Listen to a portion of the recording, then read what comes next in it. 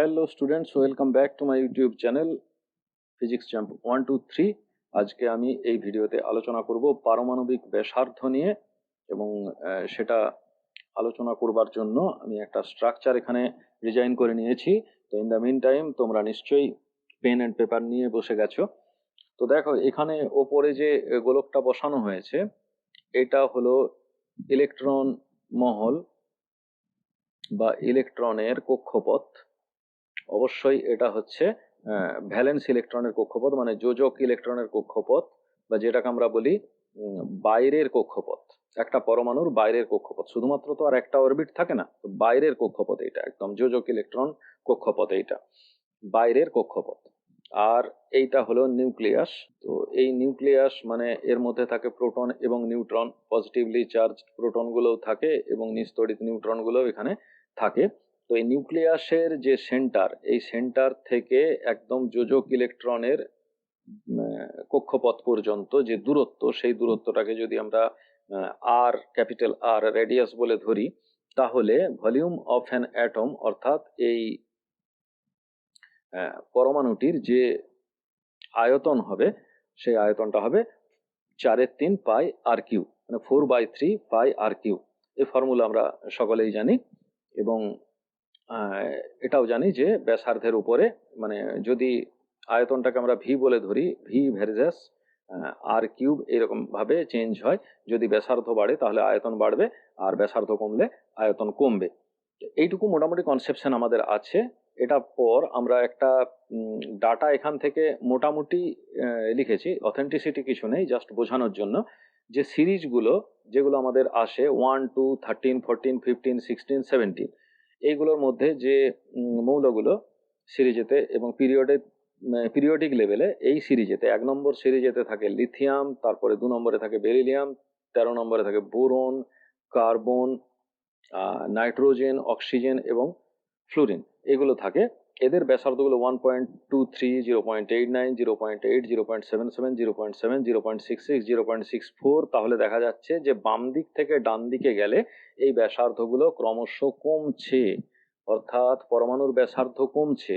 তার মানে এটা যদি একটা পর্যায় সারণী হয়, এর বাম দিক এইটা আর এটা হচ্ছে ডান দিক, এই বাম দিক থেকে ডান দিকে গেলে ব্যাসার্ধ কমে।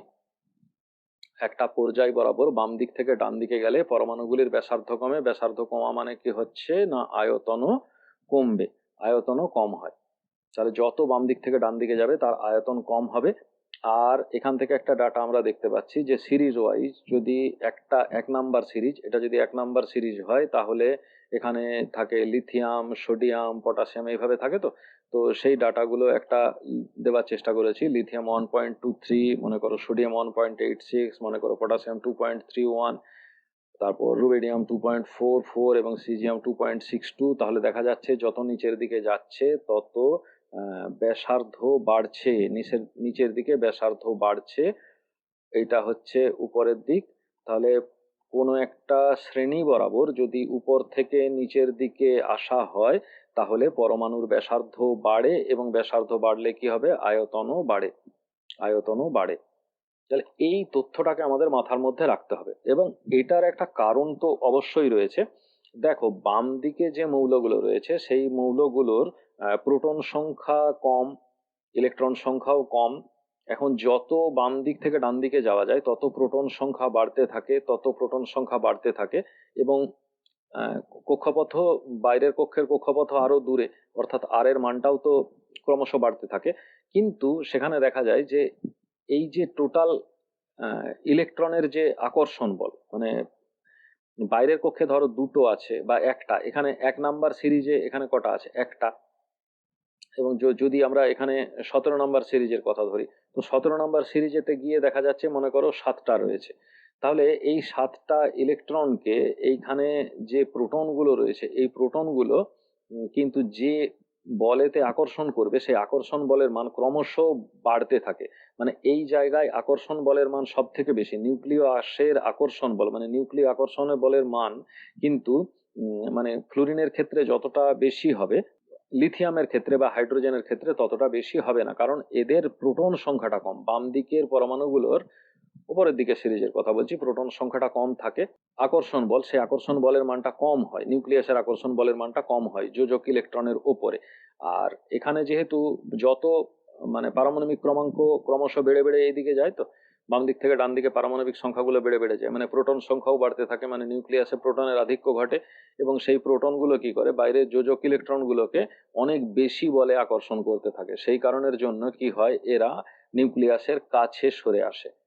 যত দূরের দিকে যাওয়া যায়, মানে লিথিয়াম থেকে ফ্লোরিনের দিকে যত যাব তত যোজক ইলেকট্রনটা কিন্তু সরে আসবে নিউক্লিয়াসের দিকে, অর্থাৎ ব্যাসার্ধ কিন্তু যেখানে হওয়া উচিত তার থেকে ব্যাসার্ধ কিন্তু কম হবে, আয়তনটাও কম হবে। এবং যত ব্যাসার্ধ কম হবে তত আয়তন কম হবে, মানে আকর্ষণ বল বেশি হচ্ছে, অর্থাৎ যোজক ইলেকট্রনগুলো দৃঢ়ভাবে কিন্তু এই কক্ষপথে ঘুরতে থাকে, বাইরে যেতে চায় না। ফলে এদের কিন্তু ইলেকট্রন ত্যাগ করার প্রবণতা তত কম হয়। যতটা লিথিয়াম ইলেকট্রন ছেড়ে দিতে পারে, কারণ দূরে থাকে বলে তার আকর্ষণ বল কম, সেই কারণের জন্য ও ইলেকট্রন ছেড়ে দিতে পারে, কিন্তু ফ্লোরিন তত সহজে ইলেকট্রন ছাড়তে পারে না, তুলনায় ইলেকট্রন গ্রহণ করার প্রবণতাটা বেড়ে যায়। কাজেই এই জায়গাটাকে খুব ভালো করে বুঝলে নেক্সট পোর্শনটা কিন্তু বুঝে নেওয়া খুব সহজ হবে। সিমিলারলি যদি লিথিয়াম থেকে নিচের দিকে আমরা সিজিয়াম পর্যন্ত আসতে থাকি, এদিকেও কিন্তু পরমাণু ক্রমাঙ্ক ক্রমশ বাড়ছে, যত পরমাণু ক্রমাঙ্ক বাড়তে থাকে তত প্রোটন সংখ্যা বাড়তে থাকে এবং যোজক ইলেকট্রনের ইলেকট্রন সংখ্যাও বাড়তে থাকে।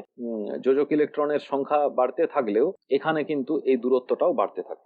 পরমাণুর সংখ্যা বাড়ার সঙ্গে সঙ্গে ইলেকট্রন সংখ্যাও তো বাড়তে থাকে। এইখানে যেটা কি হয়েছিল ফ্লোরিনের ক্ষেত্রে হয়েছিল কি, এখানে কক্ষপথের সংখ্যাটা কম, একটা পিরিয়ডের ভেতরে এটার কক্ষপথের সংখ্যাটা কম, কিন্তু যত এইদিকে আসছে তত কক্ষপথের সংখ্যা অনেক বেড়ে যাচ্ছে। কক্ষপথের সংখ্যা মানে উপর থেকে নিচের দিকে এলে কক্ষপথের সংখ্যা বেড়ে যাচ্ছে, বেড়ে যাচ্ছে মানে আর এর মান বাড়ছে, এবং আর এর মান বাড়ছে মানে আয়তনও বাড়ছে, এবং যত দূরে যাচ্ছে তত কিন্তু আকর্ষণ বল হয়তো বেশি হচ্ছে, কারণ প্রোটন সংখ্যা বেশি থাকার জন্য, কিন্তু তাদের বাইরের কক্ষপথের উপরে আকর্ষণ করার টেন্ডেন্সিটা অনেক কমে যাচ্ছে। তাছাড়া অনেক কটা লেয়ার থাকার জন্য, এক গাদা লেয়ার রয়েছে, তো এই লেয়ারগুলো থাকার জন্য কি হচ্ছে, এখানে যে ইলেকট্রনগুলো রয়েছে সেই ইলেকট্রনগুলো কিন্তু এই প্রোটনগুলোকে প্রভাবিত করছে, ফলে এদের কিন্তু বাইরের ইলেকট্রনের উপর আকর্ষণ বলের পরিমাণটা কমে যাচ্ছে, যে কারণের জন্য যত উপরের থেকে নিচের দিকে আসবো এই সিজিয়ামের ক্ষেত্রে কিন্তু দূরত্ব বেশি হবে, কারণ আকর্ষণটা অনেক কম হবে।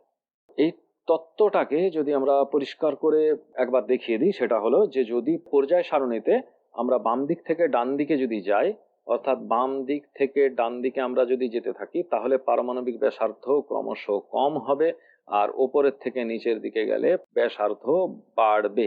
বাম দিক থেকে ডান দিকে গেলে কমবে আর এটা বাড়বে, মানে তুলনায় আয়তনও কিন্তু কমবে, আর উপর থেকে নিচের দিকে আসলে আয়তন বাড়বে। এইটুকু কনসেপশন ক্লিয়ার হলেই মোটামুটি, যদি এটাকে ভালো করে বুঝতে পারা যায়, বিশেষ করে নিউক্লিয় আকর্ষণ বল দিয়ে নিউক্লিয়াসের সঙ্গে ইলেকট্রনের যে আকর্ষণ, এই তত্ত্বটা দিয়ে এটাকে যদি বুঝে নেওয়া যায়, তাহলে তড়িৎ ঋণাত্মকতা, আয়নাইজেশন শক্তি বা জারণ বিজারণ ধর্ম, সমস্ত ধর্মগুলো, মানে এগুলোকেই তো আমরা রাসায়নিক ধর্ম বলে থাকি, এই রাসায়নিক ধর্মগুলো পর্যায় সারণীতে কিভাবে পরিবর্তন হয়, ডান দিক থেকে বাম দিকে গেলে বা বাম দিক থেকে ডান দিকে গেলে, ওপর থেকে নিচে বা নিচের থেকে উপরে গেলে কিভাবে পরিবর্তিত হয়, সেইগুলো কিন্তু মনে রাখার খুব সুবিধা হবে। মুখস্থ করে তো আর সমস্ত কিছু হয় না, কনসেপচুয়ালি পরীক্ষার হলে যেতে হয়, না হলে মনে করা বা রিকল করা খুব অসুবিধাজনক হয়ে পড়ে। আশা করি বুঝতে পেরেছো। না করলে, যদি না বোঝার কোনো জায়গা থাকে, তাহলে কমেন্ট বক্সে কমেন্ট করে জানাবে, আর জিমেল আইডি অতি অবশ্যই খুলে নেবে আর বেল নোটিফিকেশনটা অন করে দেবে।